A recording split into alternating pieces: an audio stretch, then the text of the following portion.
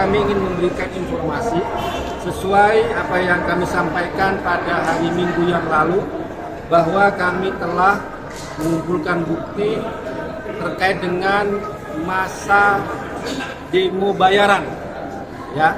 Dan salah satu dua orang dari yang demo bayaran itu sudah kami undang ke kanal YouTube Gen Banteng dan sudah memberikan pengakuan bahwa tiap orang yang demo itu dibayar 50.000, korlapnya itu mengambil 10.000, jadi 40.000 itu yang ikut aksi.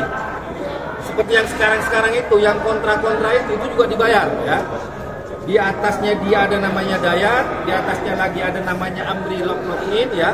Ada oratornya namanya Iksan, Muhammad, Adam, dan sebagainya. Dan pada saatnya nanti kami akan mengundang kawan-kawan media untuk bertemu langsung dengan mereka yang memberikan pengakuan. Tapi kami ingin memberikan pesan yang pertama, bahwa dengan adanya demo bayaran itu, ya, maka semakin kuat bahwa kasus Sekjen PDI Perjuangan ini adalah kasus politik, ya. Itu yang pertama. Ini adalah kasus politik sampai ada yang demo bayaran. Kemudian yang kedua, kami juga ingin memberikan pesan pada yang mengorder demo bayaran, ya. Pada saatnya nanti kami akan buka semuanya. Siapa yang mengorder, siapa yang mengirim uang, siapa yang terjun ke lapangan untuk mengambil masa itu, suatu saat kami akan buka. Ya, kami sekarang mendekati masa yang ada di bawah agar jangan sampai diadu domba, ya. Hanya gara-gara uang 40.000, 50.000.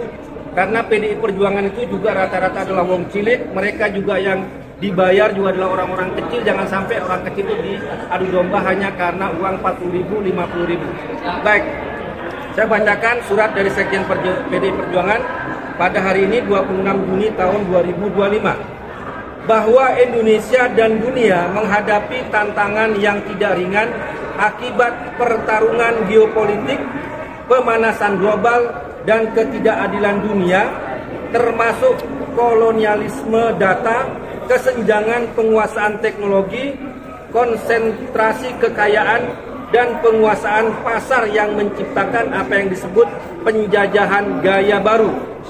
Di tengah berbagai persoalan tersebut, Indonesia dihadapkan pada persoalan serius akibat tiadanya supremasi hukum.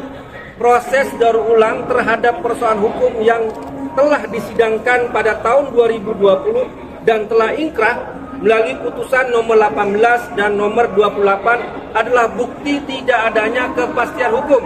Hal ini juga nampak dari keterangan para saksi fakta, meskipun di antara para saksi muncul berbagai intimidasi, namun tidak ada fakta-fakta persidangan ini yang berbeda dengan fakta-fakta persidangan tahun 2020, di mana seluruh sumber dana suap yang dipergunakan berasal dari Harun Masiku. Jadi Sekjen PDI Perjuangan menegaskan bahwa uang suap untuk Wahyu Setiawan itu semuanya dari Harun Masiku. Itu juga sesuai dengan keterangannya Saiful Bahri bahwa uang itu dari Harun Masiku, dan skenario penyuapan itu direncanakan oleh dia dan bersama Doni Tri Istiqomah. Itu juga diperkuat oleh kesaksian saksi mahkota yang bernama Saiful Bahri.